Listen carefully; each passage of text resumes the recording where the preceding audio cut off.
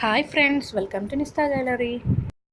ഇന്ന് ഞാൻ വന്നിട്ടുള്ളത് കുഞ്ഞുമത്തിയുടെ റെസിപ്പി ആയിട്ടാണ്. ചോറിൻ്റെ ഒക്കെ കൂടെ കഴിക്കാൻ പറ്റിയ നല്ലൊരു അടിപൊളി കറിയാണിത്.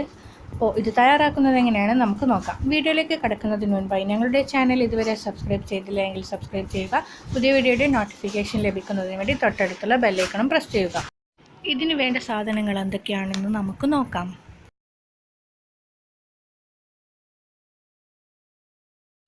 ഇനി ഇത് തയ്യാറാക്കുന്നത് എങ്ങനെയാണെന്ന് നമുക്ക് നോക്കാം. മൺചട്ടിയാണ് എടുത്തിട്ടുള്ളത്. അത് നന്നായി ചൂടായി വന്നിട്ടുണ്ട്. അതിലേക്ക് നമുക്ക് എടുത്തു വെച്ച വെളിച്ചെണ്ണ ഒഴിച്ചു കൊടുക്കാം. വെളിച്ചെണ്ണ ഒന്ന് ചൂടായി കഴിഞ്ഞാൽ ഇതിലേക്ക് നമുക്ക് കടുകിട്ട് കൊടുക്കാം. ഇവിടെ 1 ടീസ്പൂൺ കടുകിട്ട് കൊടുത്തിട്ടുണ്ട്. നന്നായി ഒന്ന് ഫ്രൈ ആയി വരണം. ഇനി അതിലേക്ക്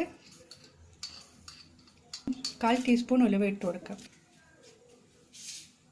ഉലുവ നന്നായി ഫ്രൈ ആയിട്ട് വരുന്നുണ്ട്. ഇനി അതിലേക്ക് നമുക്ക് കറിവേപ്പിലയും വെളുത്തുള്ളിയും ഇഞ്ചിയും ചേർത്ത് കൊടുക്കാം.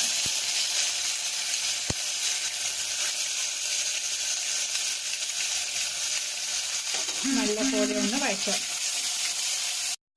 ഇനി ഇതിലേക്ക് സവാളയും ചേർത്ത് കൊടുക്കാം. നല്ലപോലെ വഴറ്റിയെടുക്കാം.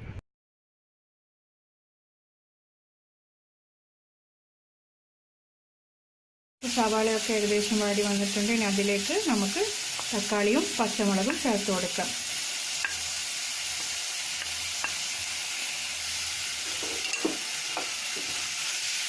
നല്ലപോലെ ഒന്നുകൂടി വഴറ്റിയെടുക്കാം. ഇനി ഇതിലേക്ക് എടുത്തു വെച്ച ഉപ്പ് ചേർത്ത് കൊടുക്കാം.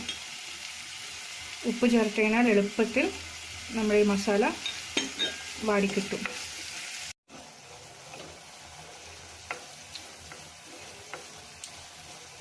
തക്കാളിയൊക്കെ നല്ലപോലെ ഉടനെ നമ്മുടെ എണ്ണ തെളിഞ്ഞ് വരുന്നുണ്ട്. ഇനി ഇതിലേക്ക് നേരത്തെ കുതിർത്തി വെച്ച കുടംപുളി ചേർത്ത് കൊടുക്കാം. എടുത്തു വെച്ച മഞ്ഞൾപ്പൊടി, മല്ലിപ്പൊടി,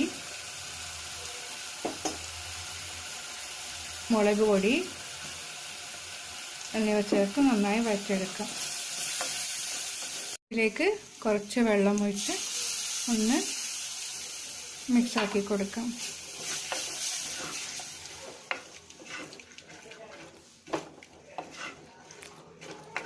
വരട്ടിയതായതുകൊണ്ട് അധികം വെള്ളത്തിൻ്റെ ആവശ്യമില്ല.